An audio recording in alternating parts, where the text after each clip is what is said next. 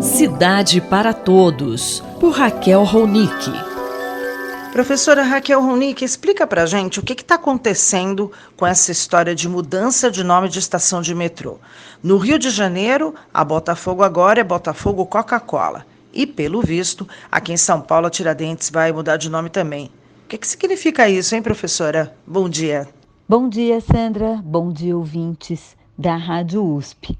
Pois é, desde o início desse ano, os usuários do metrô Rio agora passam por uma estação do metrô que se chamava Botafogo e agora se chama Botafogo Coca-Cola. O metrô Rio, que pertence ao governo do estado, fez uma cessão onerosa do direito à denominação, ou em inglês naming rights, né? Vendeu para a Coca-Cola o direito de colocar o seu nome na estação de metrô. Segundo o Metrô Rio, o governo do estado, isso foi uma tentativa de recolher mais dinheiro, já que o dinheiro recolhido com as tarifas despencou durante a pandemia. Na verdade, isso gerou uma movimentação importante no Rio de Janeiro, contrária a essa denominação. E ela tem duas dimensões. Uma das dimensões é entender que os topônimos, os nomes das coisas, é um patrimônio imaterial, eles têm um significado. E ele não pode ser assim vendido para qualquer interesse comercial, ele tem um significado público, né?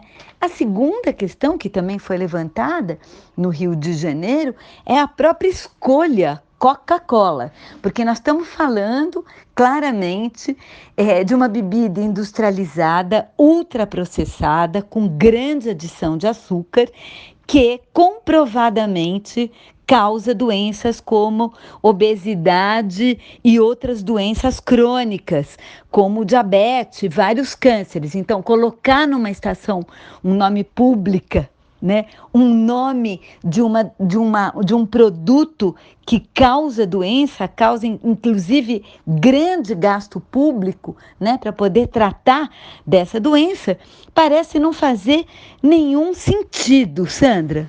Professora Ronick, e aqui em São Paulo, hein, esse movimento já está sendo feito. Parece que vai chamar a estação Tiradentes de Coreia, é isso?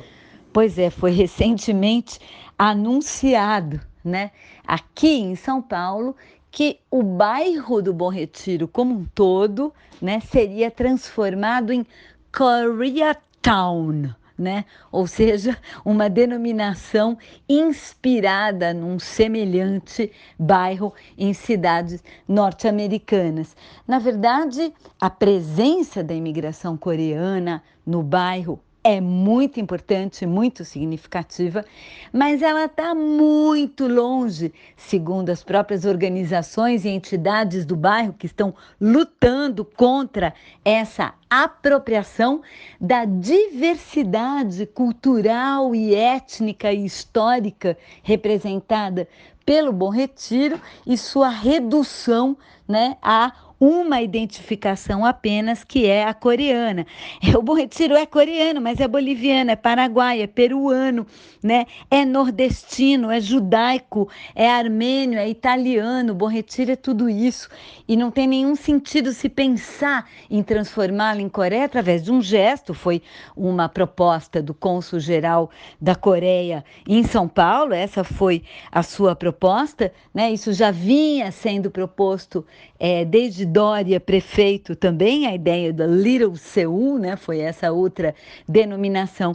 O que é mais importante de tudo isso é o seguinte: o nome das coisas é um patrimônio coletivo que tem história, que tem significado. Ele não pode simplesmente ser definido, reapropriado, renominado a partir de estratégias de financiamento ou estratégias de marketing daqueles que estão ocupando provisoriamente, evidentemente, os governos. Eu sou Sandra Capomatto, você ouviu a professora Raquel Ronick, da Faculdade de Arquitetura e Urbanismo da Universidade de São Paulo. Cidade para Todos, por Raquel Ronick.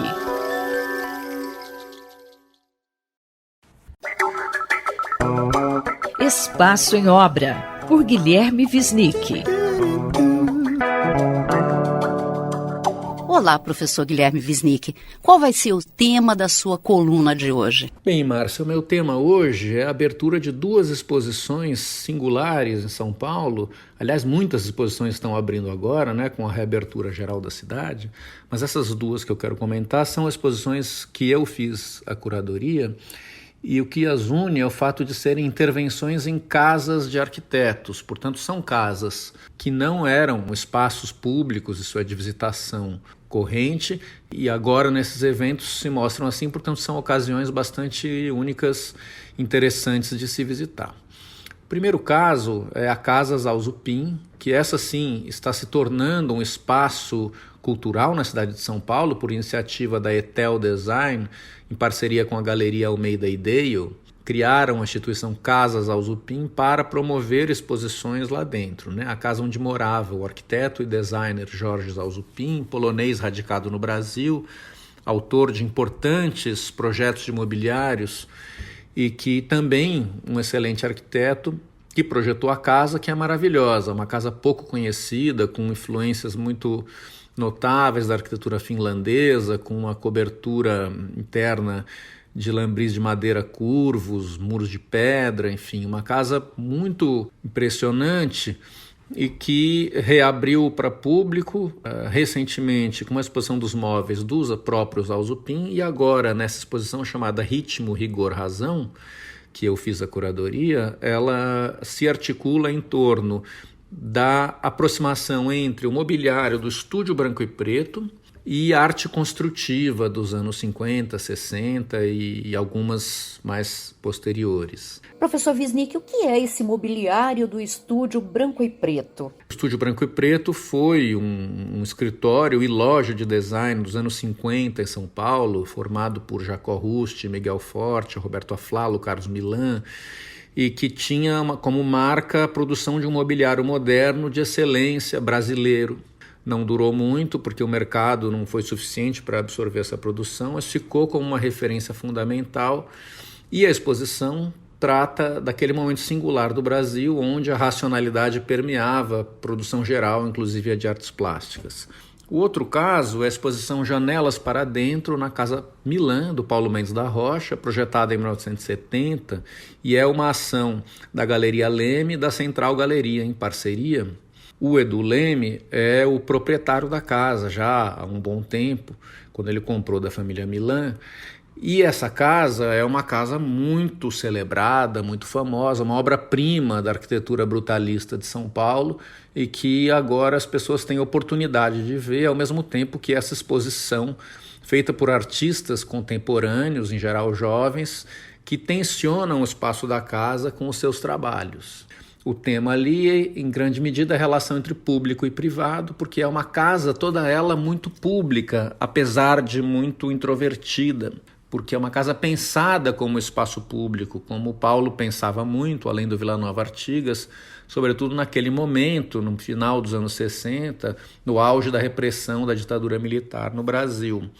É uma casa que foi feita com o piso da sala de asfalto e com poucas janelas, e a maioria das janelas, as janelas dos quartos, se abrem para dentro da casa, daí o título da mostra. Então, eu queria destacar aqui essa iniciativa dupla dessas galerias, junto com o Etel Design também, e que estão trazendo à luz, né, grandes arquiteturas residenciais de São Paulo que não eram visitáveis, e que agora, com um programa cultural expositivo, passam a ser e são lugares notáveis para se visitar e se pensar essa relação entre arte, arquitetura e programa residencial em São Paulo. Fica aqui o convite, ambas precisam ser agendadas e são respeitados todos os protocolos de saúde para a visitação. Este foi o professor Guilherme Wisnik que conversou comigo, Márcia Vanza. Espaço em Obra, por Guilherme Wisnik.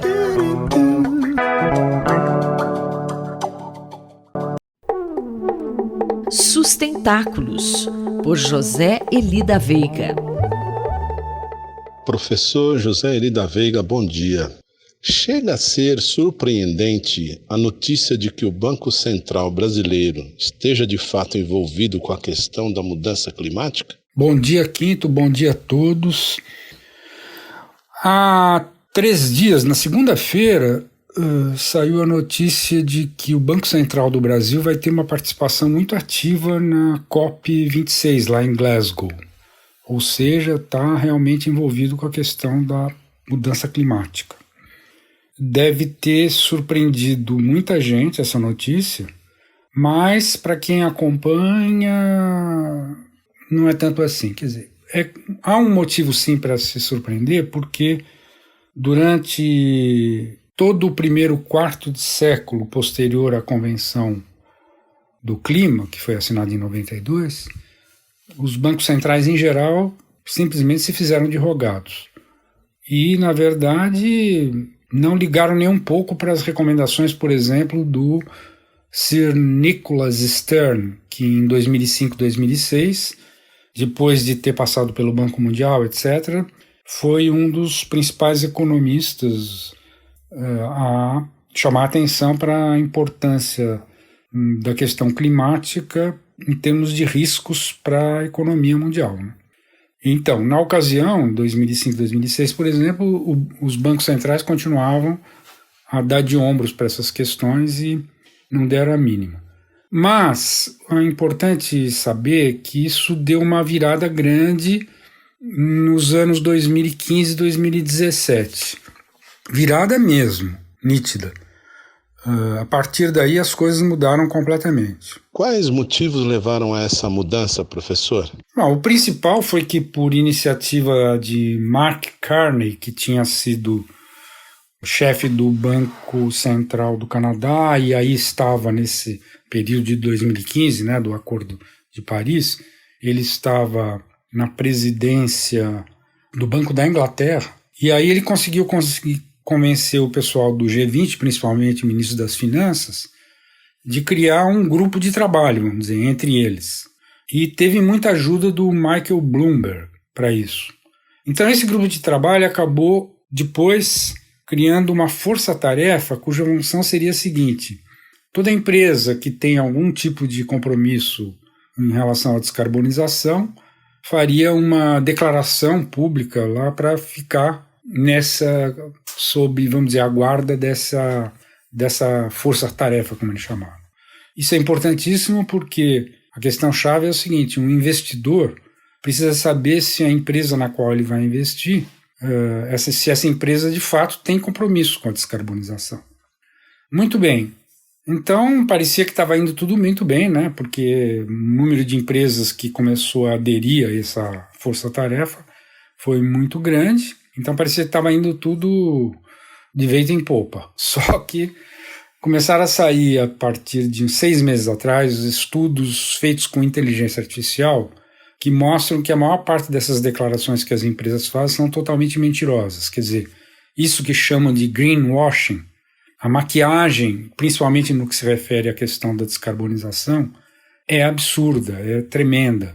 E os detalhes disso tudo estão numa coluna que foi publicada pelo Valor na sexta-feira, 27 de agosto.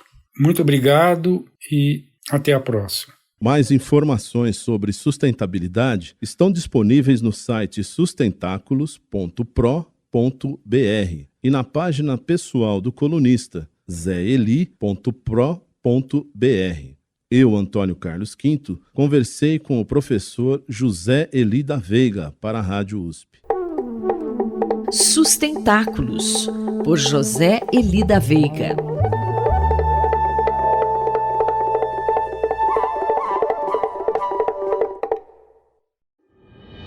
Cotidiano na Metrópole, com o professor Nabil Bonduki. Olá, professor. O assunto da coluna de hoje envolve o Fórum SP21, que vai ser realizado nesse mês de setembro. Algumas semanas atrás, eu já falei aqui da realização do Fórum SP21, que está sendo promovido pela FAUSP, pela Escola da Metrópole do Instituto de Estudos Avançados da USP, pelo Centro de Estudos da Metrópole e também pelo Instituto de Arquitetos do Brasil e Comissão de Direito Urbanístico da OAB.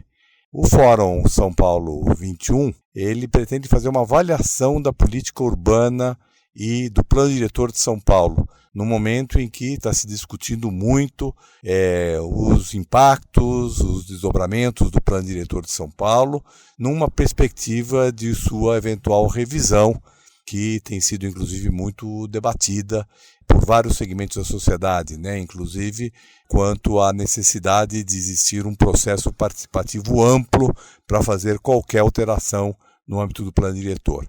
E o objetivo, né, do fórum, que já recebeu cerca de 200 inscrições e trabalhos, é realmente construir uma contribuição da universidade, dos pesquisadores, dos professores, mas também de pessoas que estão atuando na política urbana do município, seja como movimentos sociais, seja como intervenção de produção imobiliária e habitacional, para poder, dessa maneira, nós podemos ter e recolher as contribuições que esses segmentos da sociedade têm a respeito desse tema, nas mais diferentes áreas, né? É importante destacar que esse fórum vai acontecer agora em setembro, a partir do dia 21 de setembro, até o dia 30 de setembro, de modo que nós vamos poder, a partir do fórum, poder avaliar o plano diretor, avaliar de maneira consistente a partir de trabalhos e de pesquisas realizadas pela universidade. E quem pode participar desse evento? Nós recebemos, como eu falei, cerca de 200 trabalhos que foram avaliados por um comitê científico formado por vários pesquisadores da USP, de várias unidades da USP, mas também professores de outras instituições, como a Faculdade de Arquitetura do Mackenzie, da Escola da Cidade, do IBDU, que é o Instituto Brasileiro de Direito Urbanístico, e o CAU São Paulo, que são entidades, o CAU é o Conselho de Arquitetura e Urbanismo, que são instituições que também estão apoiando o Fórum São Paulo 21. Desses quase 200 trabalhos, foram selecionados em torno de 162 trabalhos que serão apresentados a partir do dia 21 de setembro, do dia 21 até o dia 30 de setembro. Esses trabalhos, agora espera-se que nós recebemos os textos completos, foram selecionados a partir dos resumos expandidos, e esses textos completos vão formar então posteriormente os anais, né, que serão enriquecidos ainda com o trabalho dos relatores, porque cada sessão terá um relator que irá então não só sintetizar o que os trabalhos trouxeram de importante, de coincidências, de discordâncias, como também vão, a partir dessa reflexão toda, trazer propostas, discutir propostas a partir dos vários temas que foram tratados. Nós tivemos aí um grande número de trabalhos em alguns temas, como, por exemplo, o tema de mudanças climáticas, o que é absolutamente fundamental, né? Porque, como o relatório do IPCC mostrou, recente relatório, nós precisamos de medidas absolutamente radicais, extremas, para evitar aquilo que são a catástrofe que o planeta está vivendo, e a cidade tem muito a contribuir com isso. Outro tema que também recebeu muitos trabalhos, nós teremos 3 sessões relativas a esse tema, é o tema de política habitacional, né? É um drama social que hoje afeta cada vez mais nossas cidades. Na pandemia houve um agravamento desse problema, e é fundamental que se avalie o que foi feito nos últimos anos, seja a partir de uma avaliação do que o plano diretor propôs, mas sobretudo também da falta de implementação das propostas que o plano diretor trouxe. E nós esperamos que, a partir dessa reflexão, nós teremos aí então uma possibilidade de pensar propostas para aperfeiçoar a política urbana de São Paulo. Eu, Denis Pacheco, conversei com o professor Nabil Bonduki para a Rádio USP. Cotidiano na Metrópole, com o professor Nabil Bonduki. Doutor Bartô e os Doutores da Saúde, com João Paulo Lotufo. Dr. João Paulo Lotufo, foram várias comemorações para marcar o Dia Nacional de Combate ao Fumo. E o HU da Universidade de São Paulo participou dessa ação, né? Dia 29 de agosto foi comemorado o Dia Nacional Sem Tabaco. O HU da Universidade de São Paulo montou no seu primeiro andar um movimento para lembrarmos desta data. Estão expostos todos os trabalhos apresentados em congresso pelo Grupo Multiprofissional do Ambulatório Antitabágico, além de vídeos do projeto de aconselhamento breve do Dr. Bartô. São vídeos de 3 minutos que estarão passando na frente do refeitório. O serviço de limpeza terceirizada do HU guardou as bitucas de cigarro jogadas na porta do hospital, já que desde 2005 é proibido fumar dentro do prédio. Essas bitucas foram recolhidas no entorno do hospital, sendo o local principal em que se fuma próximo ao prédio, do lado da cantina Amarelas, onde as pessoas se sentam na grade e ficam fumando bem embaixo de uma placa proibido fumar neste local. Por quê? Porque os nossos pacientes passam a ser tabagistas passivos, principalmente aqueles que estão nas enfermarias acima do local aonde se fuma. Eu pergunto o que leva pessoas nível universitário, alunos, enfermeiros, médicos, jogarem as bitucas em qualquer lugar como se isso fosse normal. Dr. Lotufo, o senhor também esteve em Brasília. Conte o que foi fazer lá na Comissão de Finanças e Tributação no Congresso. Participamos ainda nessa semana, representando a Sociedade Brasileira de Pediatria, da audiência pública na Câmara dos Deputados, na Comissão de Finanças e Tributação. O que faz um pediatra na Comissão de Finanças e Tributação do Congresso é que essa reforma tributária tem um mecanismo a gente quer que tenha um mecanismo para corrigir as distorções entre o que o Estado brasileiro gasta com a saúde pública em decorrência das doenças tabaco-relacionadas e o que arrecada com impostos incidentes sobre produtos de tabaco. Atualmente, a arrecadação de impostos sobre produtos do tabaco gera uma renda para o governo de 12 bilhões por ano. Porém, a conta não fecha, como se trata de uma substância nociva para a saúde e também para o meio ambiente. É preciso aumentar essa tributação e equilibrar os gastos de saúde pública com o tabagismo, que atualmente são de 125 bilhões por ano, 10 vezes mais do que se arrecada em impostos. Uma sugestão deste grupo que estava presente lá, representando a Sociedade de Cardiologia, Sociedade de Pneumologia e Tisiologia, Sociedade Brasileira de Pediatria, Associação Médica Brasileira. A ideia é destinar o valor arrecadado para ações de prevenção e tratamento do tabagismo, que é responsável pelo desenvolvimento de mais de 60 tipos de doenças e que causa a morte de aproximadamente 428 pessoas todos os dias no Brasil. Não é possível que um país sério queira colocar taxação nos livros, imposto dos livros, que atualmente isso não é feito, e, na verdade, diminuir os impostos relacionados à indústria do tabaco. Então, o Dia Nacional Sem Tabaco deve mais uma vez alertar a população de que o tabagismo é uma doença chamada dependência de nicotina, acomete mais a população mais simples, que dispensa a maior parte de seu salário em uma dependência que, se depender de nós, deve diminuir abaixo de 5% da população em nosso país em pouco tempo, e que somos favoráveis ao aumento de impostos dos produtos do tabaco e álcool, revertendo este montante para reais campanhas de prevenção para evitar a experimentação precoce dos nossos jovens. Um grande abraço do Dr. Bartô. Eu sou Sandra Capomatti. Você ouviu o Dr. João Paulo Lotufo, pediatra da Universidade de São Paulo, responsável pelo projeto Dr. Bartô. Dr. Bartô e os Doutores da Saúde, com João Paulo Lotufo.